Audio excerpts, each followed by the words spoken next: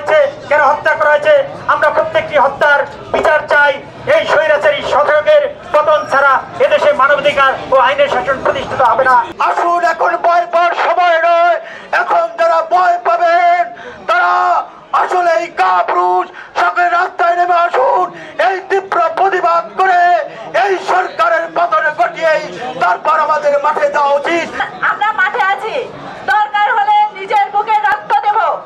এই এই ওই স্বৈরাচারী শাসকের হাত থেকে এই দেশকে মুক্ত করব।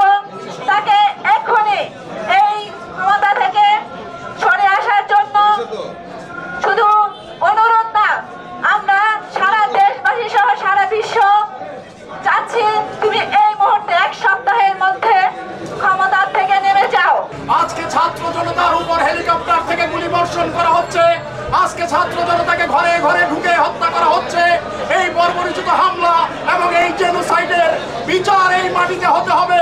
এদেশের ছাত্র জনতা, কৃষক, শ্রমিক সমস্ত মানুষ আজকে নেমে এসেছে এই স্বৈরাচারী শেখ হাসিনার রক্তে আজ হাত রঞ্জিত।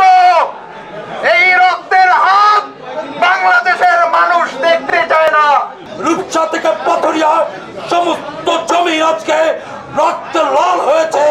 তারই জন্য আজকে ছাত্রদের আহ্বানে আমরা সবাই লাল কাপড় পরে প্রতিবাদে নেমেছি।